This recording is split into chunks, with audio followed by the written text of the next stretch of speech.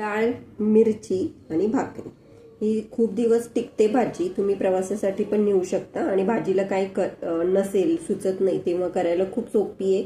चवीला पण खूप छान लागते भाजी. तर चला बघूयात कशी करायची ते. मिरची करतोय. डाळ आहे बघा, हरभऱ्याची डाळ भिजवून घेतली मी आणि हिरवी म्हणजे एकदम डार्क कलरची मिरची नाही घ्यायची, अशा पोपटी कलरच्या मिरच्या पाहिजेत आपल्याला. स्वच्छ धुवून घेतलेल्यात मी.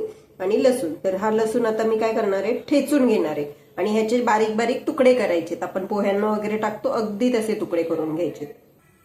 तेल तापलं, त्याच्यामध्ये मोहरी, जिरं आणि आपण ठेचून घेतलेला लसूण घालणार आहोत. जिरं छान फुललं की आपण लसूण घालून, ठेचलेला आहे बघा, ठेचलेला लसूण.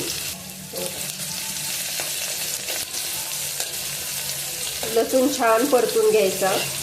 झटकन भाजी होते. डब्यासाठी खूप छान ऑप्शन आहे आणि भाजीला काही नसेल तेव्हा पण खूप छान ऑप्शन आहे. आता आपण मिरची घालून घेऊया, बारीक चिरलेली पोपटी मिरची. खूप नाही परतायची गरज आहे ह्याला. आता हळद आणि हिंग घालून घेऊयात. मिरची आहे त्यामुळे हळद, हिंग तर पहिले घालायचं. हळद आणि हिंग घालायचं, थोडंसं हिंग घालायचं. आता याच्यामध्ये आपण ना दही घालणार आहोत. थोडंसं, नसलं तरीही काहीही प्रॉब्लेम नाही. दही नसेल तरी चालेल, असलं तर नक्की टाका. 2 चमचे दही टाकून हे व्यवस्थित परतून घेऊयात आपण. हे बघा, तेल सुटायला लागलं की मग आपण डाळ घालून घेऊयात. हे बघा, तेल सुटायला चालू झालेलं आहे. आता डाळ घालून घेऊ आपण त्याच्यामध्ये. भिजवलेली हरभऱ्याची भिजवलेली डाळ घातली आहे, हलवून घेऊ. मीठ टाकूया त्याच्यामध्ये.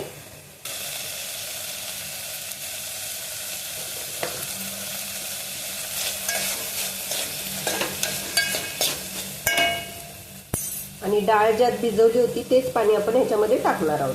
थोडंसं हेच पाणी आपण टाकून घ्यायचं ह्याच्यामध्ये.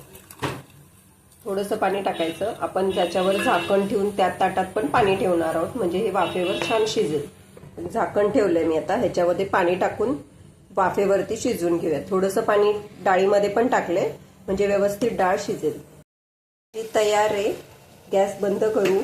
मस्त भाकरी बरोबर खूप दिवस टिकते. प्रवासात सुद्धा तुम्हाला नेता येईल. छान टिकते आणि चवीला पण खूप छान आहे. तिखटही लागत नाही कारण पोपटी मिरची आपण वापरलेल्या आहेत. शिजलेली आहे भाजी. कूट घालायचं तरी घाला किंवा अशीच ती खूप छान लागते. डाळ, मिरची आणि भाकरी.